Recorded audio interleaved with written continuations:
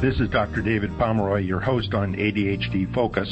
I wanted to remind you that the show is not intended to be a recommendation for diagnosis or treatment of any condition for any specific person. Please consult your mental health professional or doctor managing your ADHD or mental health issues about any diagnosis or treatment-related information that you hear on the show. Refer your ADHD provider to the show if he or she would like more information. Thank you. Hello, this is your host of ADHD Focus, Dr. David Pomeroy, and today we're going to be talking about parenting in the holidays. I'm talking with Elaine Taylor-Klaus, who is an ADHD parent trainer and coach and co-founder of IMPACTadhd, which is an online training and coaching program for parents of complex kids with ADHD and related challenges. Elaine has just co-authored a book that came out, Parenting ADHD Now, and you can find how to get copies of the book as well as look at other programs they have on IMPACTadhd.com. Elaine, welcome to the program. Thank you. It's a delight to be here.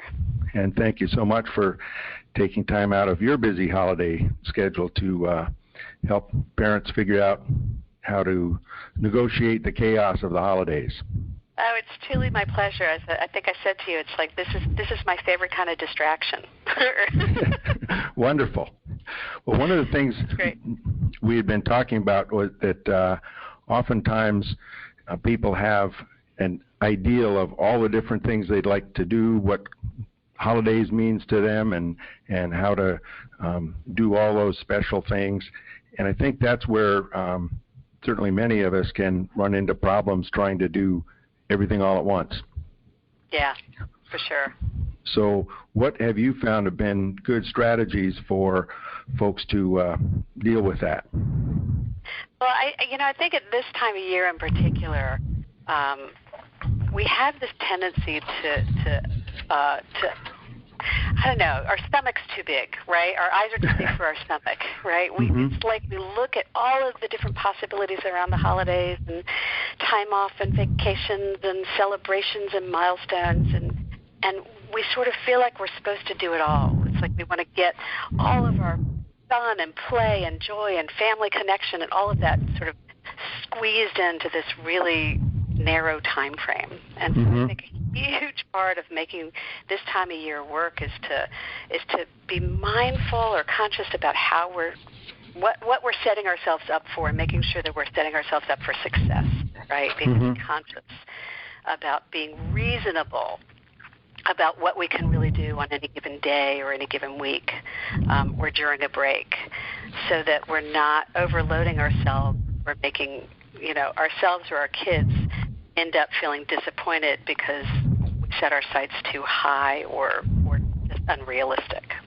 And one of the things in terms of as far as a family, looking at what traditions or things you want to do would be to also include the kids and what's special for you, what kinds of things do you like. And so everybody's talking about what you want to do.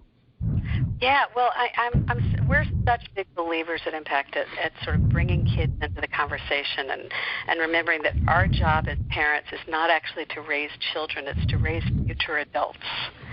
And so we want to begin to give them opportunities to have an opinion and to be involved in decision making from a really early age. And that doesn't mean that they're running the roost or that they're in charge, but if they have a voice and they can participate in the conversation and before you make decisions, then not only are you teaching them good long-term life skills, planning and prioritizing and all of that, but you're also getting their buy-in.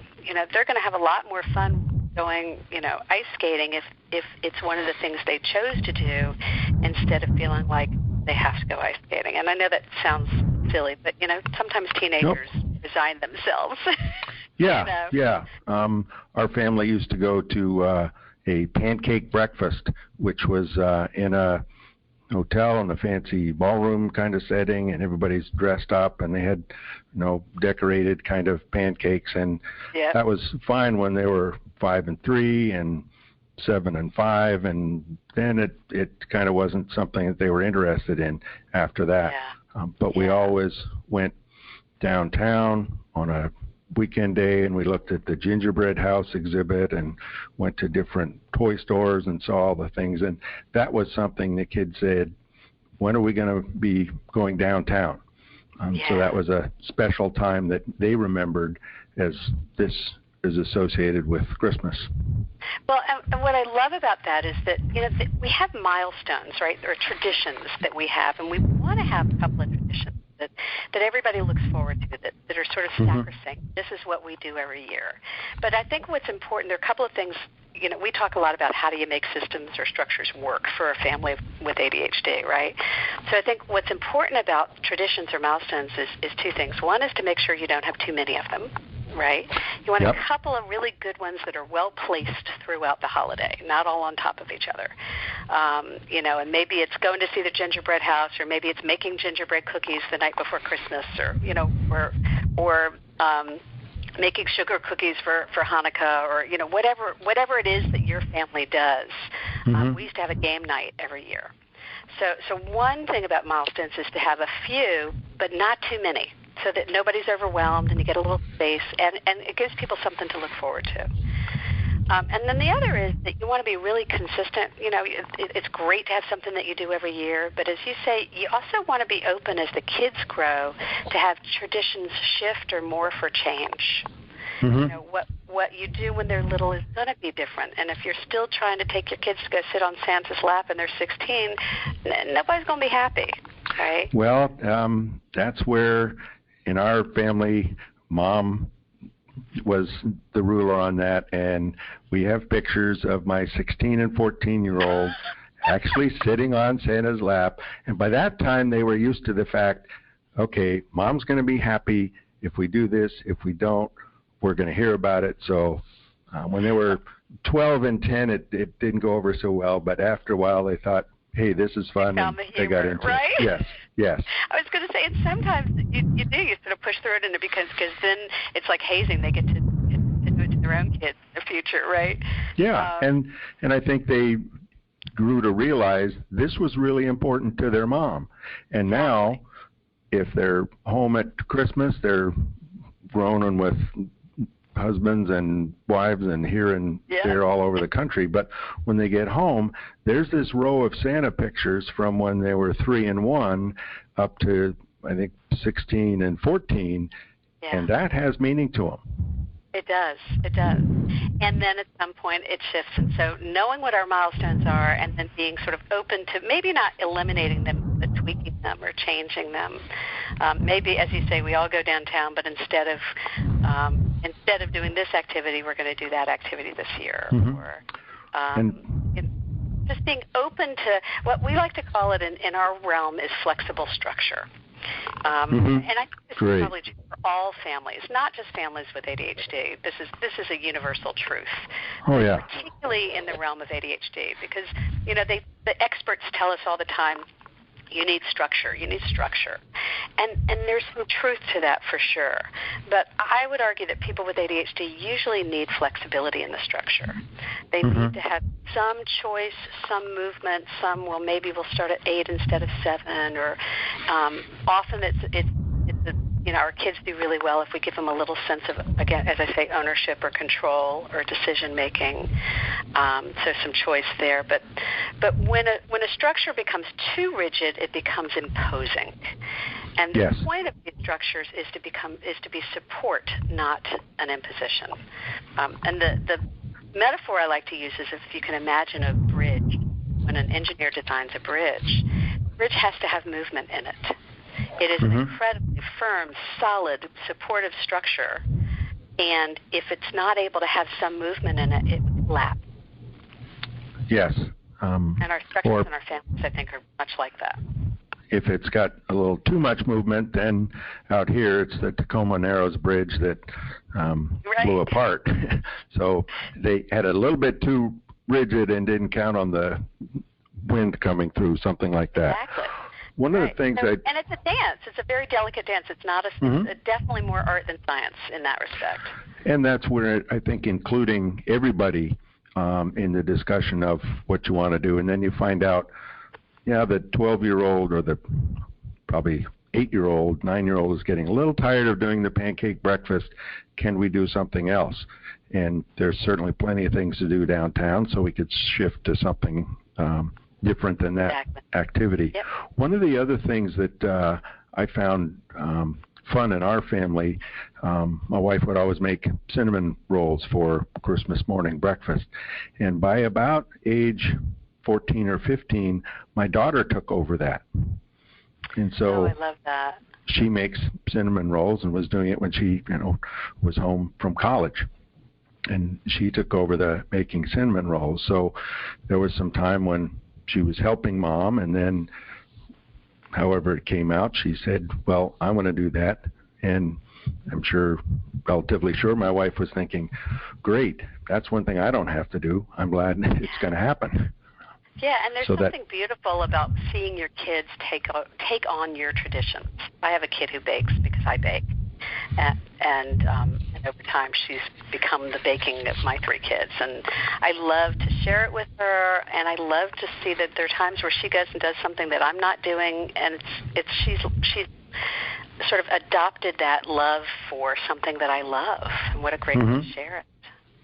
Well, one of the things that comes up then with, okay, you've had these traditions, and these things are changing maybe to different ones, and there'll be whether it's be sure to take the scarves because it's cold outside, or we want to make sure we get here and there, and some of the details may not work out. So how can people be sure that, okay, next year we want to be able to do this?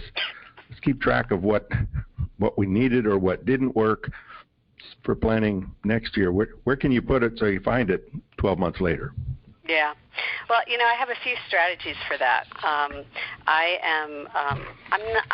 sort of a classic ADD adult where I'm really organized in some areas and not in others. But I keep a file folder for every major holiday. So I keep a file folder for Thanksgiving. My biggest holiday in my family is Thanksgiving. I think I keep, and I'm not Christian, I'm Jewish, so I keep one for Thanksgiving, one for Passover, one for Hanukkah. And every year, whatever I do, I keep legal pads for whatever I'm making or preparing or whatever, and I keep it in this folder. And it's now 2 inches thick of 25 years of observance of this holiday. But I can go back and tell you what I made for Thanksgiving in 2002. Wow. It's pretty cool, and so I can go back and pull old recipes, and it's sort of like when you're a cook or a baker, if you're using a recipe, you tend to write down the tweaks that you make or the things that you do differently, or this worked, but you might try it with more water next time, or and what you're describing is sort of taking those same notes for the holiday itself, not just for the individual recipe, right? Right. But if you have a place where you're sort of saying, these are the things we do for Christmas or for the holidays this year, or this is, we put the lights on the mailbox last year and it just didn't work, but next year we want to try the tree. If you sort of capture those things, and I'm a legal pad person, just put on a yellow legal pad and keep a legal pad in this folder, and you just add to it every year.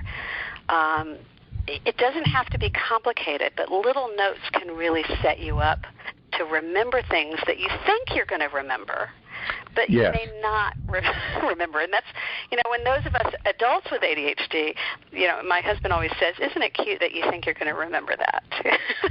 Yes. Yeah. And a couple of things occur to me on that.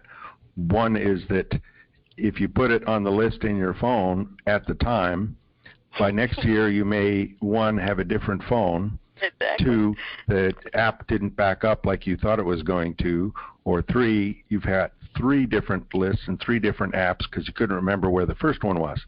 I have so many lists of movies to watch, it's hysterical. So the legal pad, something to write it down on, and for those of us who have a filing system somewhere. It's under a pile of a few things. At least get a bright neon green or yellow, those plastic folders. Stick what you've written into that so you can find it in the pile of everything else. Or if you don't keep regular files, you can put it in with your holiday stuff, like your Christmas decorations or whatever, and put something on your calendar for next year for what date you want to go get out your Christmas stuff. And then, and that's where that's a good one. Yeah, keep it with the things that you're. Keep it with the stuff, but make sure to calendarize it. Don't rely on the memory to remember what date, because otherwise it could be December 21st, and you really wanted to do something on December 15th. Right. You know, you really wanted to start early next year. Well, if you want to start early next year, put it on your calendar as a reminder and put the note in the folder. So, you know, belt and suspenders. Right. And for me, I would have it in the calendar, and then I'd have a reminder a week before and a reminder about 3 weeks before. So I'm starting to think about where I can begin to look for something. Right. Well, you know, that reminds me, Rudy Rodriguez talks about fixing to get ready to go. You know, and that we need to make that time to fix and to get ready, to prepare, to think about starting to get ready to do, right? Exactly. and have reminders all the way along. So one of the things that comes up, and certainly that I see in patients that I'm seeing, particularly around this time of year, is that they are by now totally frazzled. Mom is coming in. She's 10 minutes late because she needed to stop and drop off something or one of her kids, and is just at her wit's end, and she's not had any time for herself in 10 days, and there's still 7 days till their holiday and all these things to do. And it's pretty evident to me anyway, as an observer, you need some time to step back for yourself so you can enjoy it too. Well, you know, from a mom's perspective, the challenge to that is that it feels indulgent. It feels self-indulgent. It feels, and it's not, of course. And, you know, any mom could tell their best friend this advice, right? Could tell their BFF or their mom or their kids, you got to take care of yourselves. If you can't take care of yourself, you can't take care of anybody else. And the rubber band will get stretched too thin and it'll break. And, you know, all of us know this in theory. The challenge is to apply it to ourselves in practice. It's so hard. Yes. Be as kind to yourself as you would be to your good friend. Oh, it's so hard to do because there's so much. And I think it comes from a wanting for. Like, we want for the people that we love, our family, our community, so dearly. We so want to be of service and to contribute and to spread the cheer. Like it's coming from this place of deep want.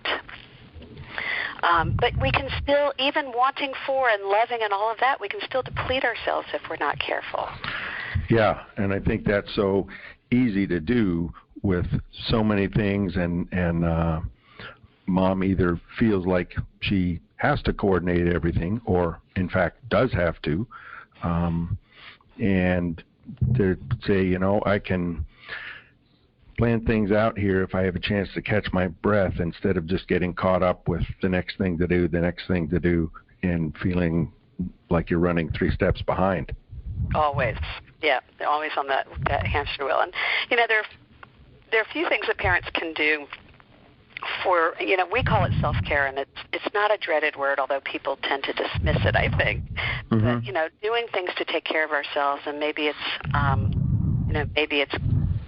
reading a book or taking a bath or going out for coffee with a friend, or sometimes it's doing something that's of service to others. That can be a gift to ourselves sometimes. You know, there's a lot of different ways. So I think the first thing that people have to do is to sort of ask themselves, what is self-care for me? What does do it for me? What fuels me and fills my cup? Because sometimes we will discover that it's simpler than we think. You know, it may be just, like last night I was in the middle of something, and I think I mentioned to you that I'm packing my house to move in a few weeks, so I'm a little overwhelmed in that realm. And I just walked outside and sat on the front porch for about 2 minutes It was cold. I wasn't there for long. But I just needed to breathe some fresh air and just take that space for myself before I came back in and got back to packing. And so sometimes it's really little things that sort of break the energy that stopped the constant pressure cooker. And sort of it's like relieving the pressure cooker. It's like relieving that, opening the valve a little bit. So it doesn't have to be intense. It just has to be conscious. Right. And I think of a lot of those kinds of things where if it builds up too much, it's going to boil over. There's a big pot, and it's got a level of water in it. Well, unpredictably, all of a sudden the heat's going to get turned up. That's life happening. And if that water level is down in the middle of the pot, it's not as likely to boil over. But if it's all the way up at the top, it's easy for it to boil over. So that self-care, taking a break, helps the water level get back down. And I think, as you say, the little things that don't take a long time, stepping outside, getting outside even for 2, 3, 4 minutes, being able to say, I've got my favorite tea here. I'm going to at least sit for a second, have that. Yeah. Probably not go relax, quote unquote, sitting at your computer with that cup of tea, because then you're lost in something that's probably not what you were doing at the time, but at the kitchen table. Well, and there's sort of a mindfulness piece to what you're talking about, right? It's like taking the time to stop and be present. We were doing a recap the other day of things that we learned at the most recent CHAG conference. And one of the things that somebody shared was some research around happiness, and that people are, I think, 50% happier or something. It was a very dramatic number when they're present. So taking that space to be present in the moment to whatever you're doing, sitting down to have a cup of tea, decorating a tree, whatever it is, but being conscious and mindful in that moment, really paying attention to what you're doing. Yes. Can have a dramatic impact on connection and happiness. Yeah, not just grabbing the tea out of the cupboard, but thinking, okay, this is where it is. I can feel it as I'm taking out the canister or the bag it's in, smell it as you open it up, really enjoy every single part of it. And another thing I heard recently, I just have to tell you, I'm a tea drinker, and you got me ready for my next cup of tea. When we're done, I'm committing here now to go stop and fix myself a nice cup of tea before I move on with my day. So thank you for that. Sure. And I was thinking of it because I went down to Pike Market as our kind of public shopping area that's unique to Seattle in a lot of ways. And I got some blackcurrant tea at the Market Spice Shop, and sitting down with a cup of blackcurrant tea in the evening, that's special for me because I usually don't have that around. But I can have a special break because, all right, this is something I did at Christmas time. I got the favorite tea. One other thing I heard recently, I think, is a kind of sums up the mindfulness is, don't let your mind be where your body is not. I love that. So that is a great summary of it. And sure, you need to think ahead of what's coming up this weekend, but to get into then worrying about it and projecting it, but if this happens and that happens, and we're off into worrying about what hasn't even happened yet. But keeping it back to right now, what am I doing now? And then allowing ourselves to enjoy it. Yeah, I love that. Thank you for that. That's beautiful. In the realm of coaching, we talk a lot about consciousness or awareness, right? That in a coaching arrangement or conversation, there are two goals you're looking for: either to deepen your understanding or your awareness of something, or to forward the action. And ideally, you're doing both. But that the power of awareness is something that I think is something we're just beginning to understand in the last several decades. The true impact of what happens when we take the space, when we set the intention of becoming aware or mindful of where we are. Mm-hmm. And I think that's a lot of what we've been talking about. It's so easy for all of us, I think, to get caught up into, well, I have to forward the action. I have to keep things going and make sure we're doing this and this and this, and stopping and consciously recognizing, we can do that best if we step back and get a breath of fresh air, take some deep breaths and say, okay, what am I doing next? I only need 3 things on my task list. And that gives us more energy to keep going. Well, and and I'll add something else. We have to sort of play on that. We have a strategy we teach. I guess it's sort of a strategy, sort of a concept, but it ties in 2 things that we've talked about today, both the concept of setting realistic expectations or setting them consciously, and this notion of self-care. And we call it GEMO, G-E-M-O, good enough, move on. And so part of what we, particularly as parents, have to do is to recognize when something's GEMO, when it's good enough, when it's time to say, okay, I don't need to make it perfect, because the last thing we want to do is teach our kids that perfectionism is worthy. Right, absolutely. of our attention, because our attention is we have to be conscious about our attention. So recognizing, is it good enough for now, or for government work, or for whatever it is, can I let go of this and move on to something? And to give ourselves permission to make something conscious and good, but not always be going to that level of perfection. Will the kids really notice the difference if I spend an extra 5 or 10 minutes wrapping this gift, right? Or, whatever the example is, to ask ourselves regularly, routinely, is this really good enough? What's the purpose here?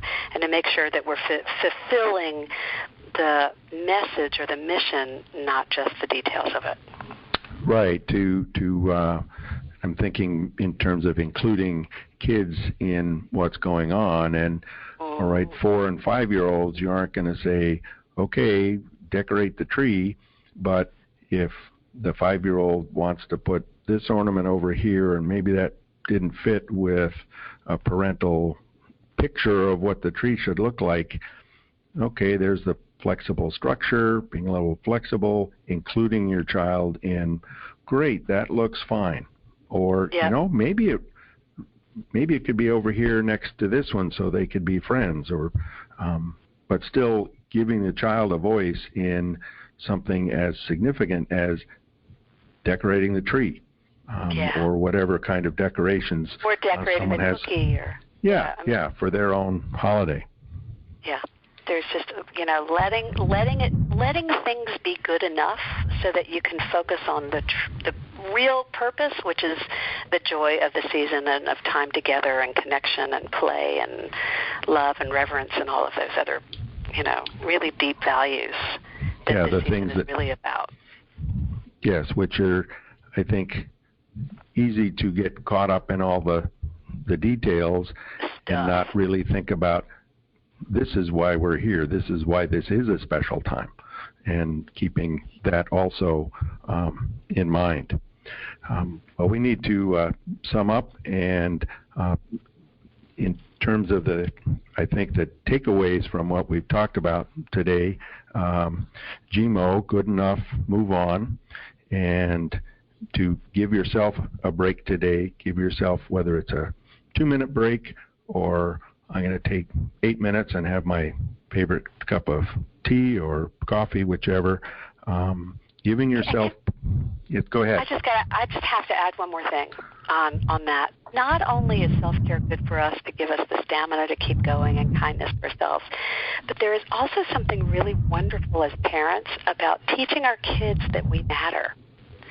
And because we want our kids ultimately to want to do nice things for us. And So, when your kids get to a point where it's like, yeah, well, I'm sorry I can't be here, but I'm going out with, Aunt Sherry because this is our tradition, this is what we do. We want our kids to want for us as much as we want for them.